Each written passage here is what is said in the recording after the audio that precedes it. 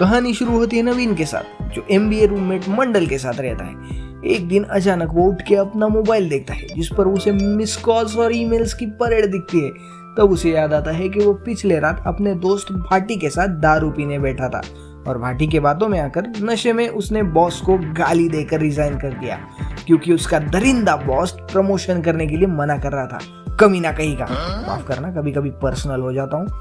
तो हमारा अगला मेंबर है जीतू, जो एक भयंकर लेवल का कोडर है। और आखिरी मेंबर है योगी, ये वाला नहीं, ये वाला। योगी एक IT कंपनी का बॉस है। Guys, I quit. मेरा मतलब है था।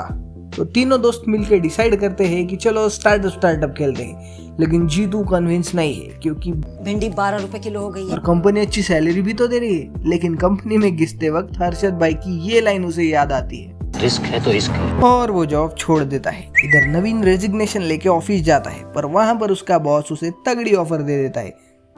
बड़ी दुविधा थी। एक तरफ बड़ी जॉब तो दूसरी तरफ स्टार्टअप। उसने कहा छोड़ो यार, स्टार्टअप पे कंसंट्रेट करते हैं। पर तभी एक इशू आ जाता है। कॉन्क्लेव में इनके स्टार्टअप का आइडिया सिलेक्ट ही नहीं होता, मतलब कुछ दिन तो अभी फंडिंग नहीं मिलेगी। इधर नवीन का रूममेट मंडल स्टार्टअप में घुसने की कोशिश कर रहा है। इधर जीतू भैया की अलग समस्या है। जीतू के पापा बहुत बड़े स्ट्रिक्ट पर्सन है। तो योगी और नवीन डिसाइड करते हैं कि वो दोनों मिलके जीतू को सैलरी देंगे, ताकि जीतू के पापा को कुछ ना समझे। लेकिन भाई साहब, सैलरी देने के लिए खुद के पास भी तो पैसा चाहिए। इनके पास कुल मिलाकर 7,450 रुपए है। ये लो, इतने की तो जीतू भैया सिगरेट फूंक देते। तो योगी और नवीन योगी के दोस्त के 17 साल के भतीजे डंजन मास्टर उर्फ चिंटू के पास जाते हैं। लेकिन इसके तो अलग ही नखरे है भाई। इसे चाहिए 30% इक्विटी और इतना पैसा जो ये लोग ऑफर्ड नहीं कर सकते।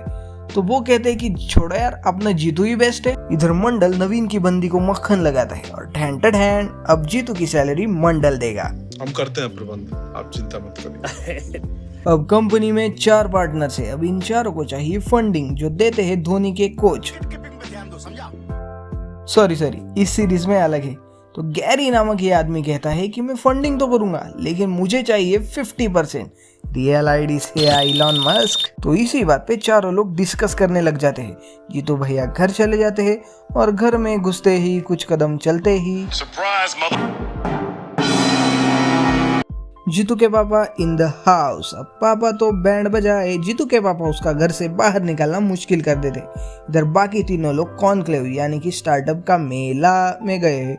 जीतू को फोन कर रहे हैं, लेकिन जीतू फोन उठा नहीं सकता, क्योंकि अब्बा नहीं मानेंगे।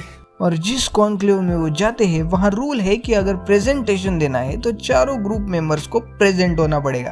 अबे इंजीनियरिंग कॉलेज है क्या? तभी गैरी का फोन आता है और वो अपने डील के अमाउंट बढ़ा देता है और सोचने के लिए आधा घंटा भी देता है। सेठ जी बड़े दयालु हैं। तो लीडर नवीन फैसला करने की निंजा टेक्निक इस्तेमाल करता है। वो संडास में जाकर सिक्का उछालकर फैसला लेता है।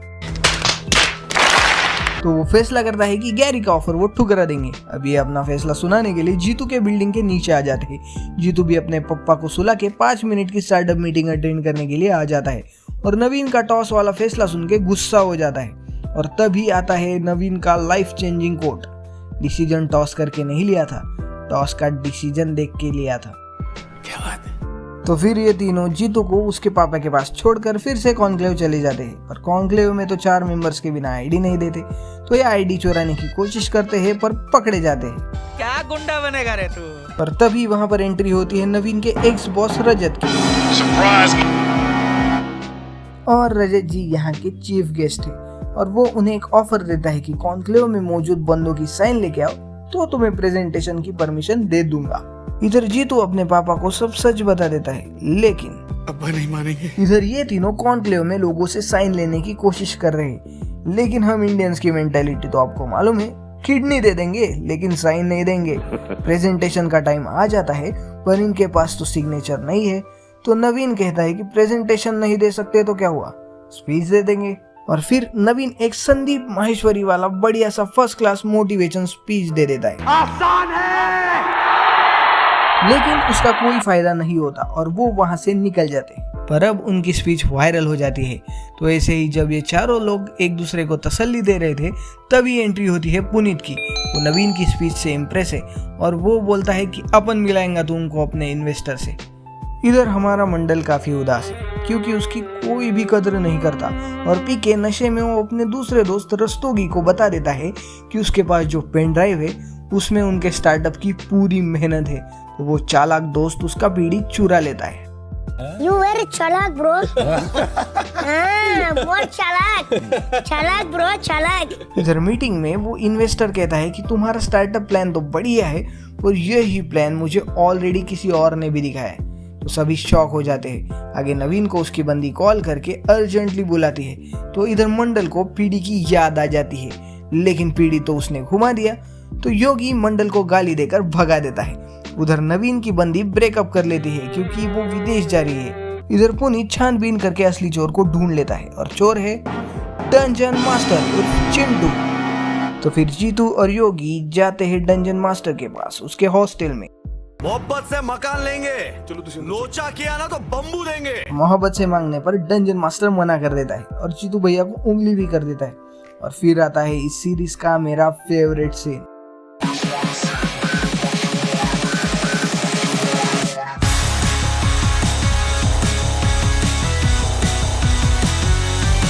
गुंडे नहीं है, एंटरप्रेन्योर्स हैं।